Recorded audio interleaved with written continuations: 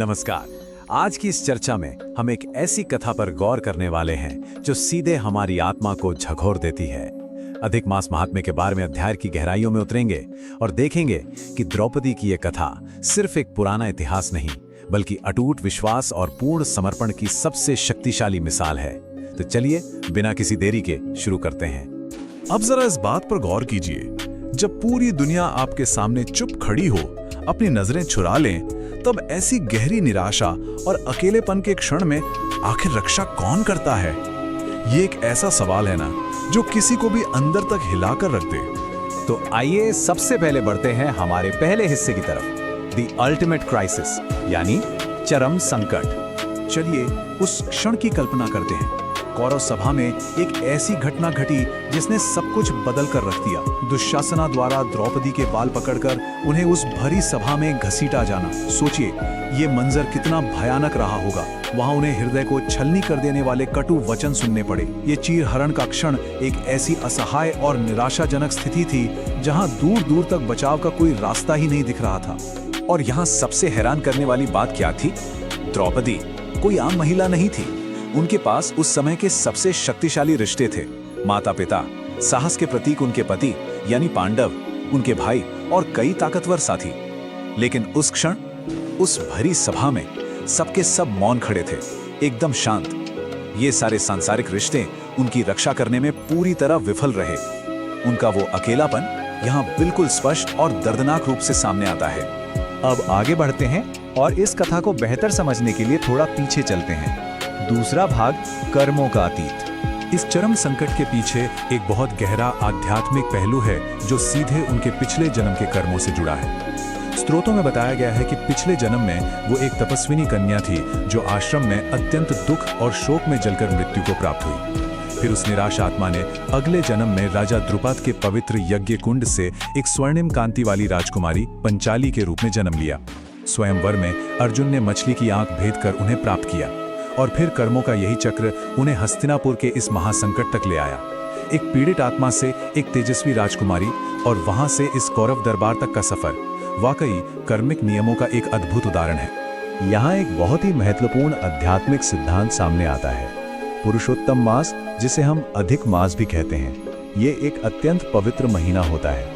लेकिन पिछले जन्म में उस तपस्विनी कन्या ने इस पवित्र महीने की अवहेलना की थी, इसका आदर नहीं किया था। और जानते हैं इसका नतीजा क्या हुआ? यही कारण था कि भगवान श्री कृष्ण स्वयं मानते हैं कि जब द्रौपदी ने पहली बार मदद के लिए पुकारा ना, तो पूर्व जन्म की इस चूक के कारण उन्होंने उसकी पुकार पर तुरंत ध्यान नहीं दिया। तो इस स्थिति के बाद क्या होता है?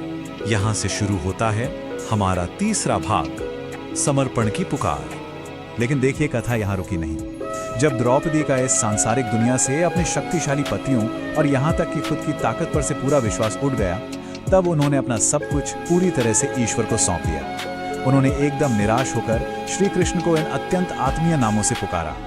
हे दामोदर, हे दया सिंधु, हे कृष्ण, हे जगतपते, हे केशव, हे दीनबंधु। ये शब्द, ये कोई साधारण पुकार नहीं थी। ये उस आत्मा की आवाज थी जिसके पास अब ईश्वर के अलावा बचने का कोई और आश्रय नहीं बचा था। ये एकदम प्योर, अटूट समर्पण का क्षण था। और इस सच्चे समर्पण को सुनते ही श्री कृष्ण का प्रत्युत्तर देखिए। एक शांत दर्शक से वो तुरंत एक सक्रिय रक्षक बन जाते हैं। कृष्ण ने कहा, जो मेरी भक्त सखी मुझे ही अपने प्राण मानती है, मैं हमेशा उसे प्रेम करता हूँ। मतलब जैसे ही सांसारिक आशाओं का पर्दा हटा और एक सच्चा समर्पण सामने आया, भगवान को तुरंत मदद के लिए आना ही पड़ा। और यही क्षण हमें ले जाता है हमारे चौथे हिस्से की तरफ, दिव्य हस्तक्षेप। ईश्वरीय शक्ति किसी भी भौतिक नियम से कितनी ऊपर है, ये समझना बहुत जरूरी है। अब इन दोनों परिस्थितियों को जरा आमने सामने रखकर देखिए।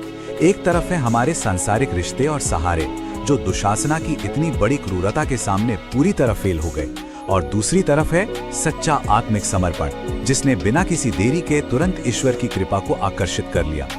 भौतिक और आध्यात्मिक शक्तियों के बीच का ये अंतर वाकई बहुत ही कमाल का है।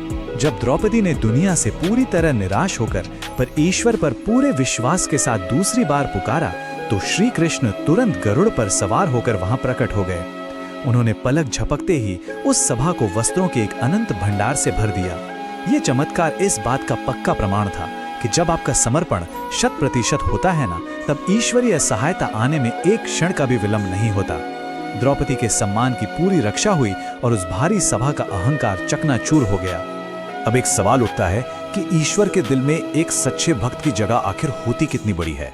कृष्णा ने यहाँ स्पष्ट घोषणा कर दी कि एक शुद्ध भक्त उन्हें माता लक्ष्मी, अपने बड़े भाई बलराम और यहाँ तक कि माता देवकी से भी अधिक प्रिय है। भगवान खुद कहते हैं कि जब उनके भक्तों को कष्ट होता है तो वो पीड़ा उन्हें सीधे महसूस होती है, और इसीलिए उन्होंने दृढ़ संकल्प लिया कि जो लोग उनके भक्तों पर अत्याचार करेंगे, जैसे दुर्योधन और दुशासन ने किया, उनका वह पूरी निर्दयता से नाश कर देंगे। ये ईश्वरीय प्रेम की एक निहायत ही अनोखी घोषणा है। और आखिर में आते हैं अपने 5वें भाग पर, भक्ति की शक्ति। इस पूरी अद्भुत घटना से हम उस रास्ते को आसानी से समझ सकते हैं जो सीधे ईश्वरीय कृपा तक जाता है। इसके 4 सीधे से कदम हैं। पहला, ये पहचान लेना कि सांसारिक संबंधों की अपनी एक सीमा है। दूसरा, ईश्वर के प्रति पूर्ण और आत्मीय रूप से समर्पण कर देना। तीसरा कदम, अपने पवित्र कर्तव्यों का ध्यान रखना, जैसे कि अधिक मास यानी पुरुषोत्तम मास का नियम से पालन करना। और जब ये तीनों आयाम सच्चाई से मिलते हैं, तब आता है चौथा कदम। ऐसी कमाल की ईश्वरीय रक्षा मिलती है जिसकी हम और आप शायद कल्पना भी नहीं कर सकते। तो आखिर में इस पूरी घटना का नतीजा क्या हुआ?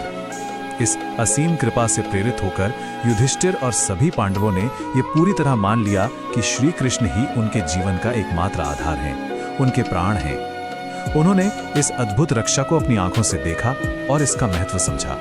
नतीजा ये हुआ कि उन्होंने अपने 14 वर्ष के वनवास के दौरान बिना किसी चूक के पुरुषोत्तम मास के व्रत और नियमों का सच्ची श्रद्धा से पालन किया। एक तरह से उनके आध्यात्मिक सफर का ये एक बिल्कुल नया और सच्चा अध्याय था। तो इस चर्चा को समाप्त करते हुए एक अत्यंत गहरा प्रश्न उठता है जिस पर हम सबको विचार करना चाहिए। जब दुनिया के सभी दरवाजे बंद हो जाते हैं, जब दूर दूर तक कोई मददगार नहीं बचता, तब क्या हमारी भक्ति और हमारा विश्वास इतना मजबूत है कि वह ईश्वरीय सहायता के द्वार खोल सके? द्रौपदी की ये पूरी गाथा हमें यही विश्वास और शक्ति सिखाती है। सच्चे समर्पण में वाकई एक अद्भुत शक्ति होती है। आज की इस प्रस्तुति में हमारे साथ जुड़ने के लिए आपका बहुत बहुत धन्यवाद। ऐसे ही सीखते रहिए और आगे बढ़ते रहिए।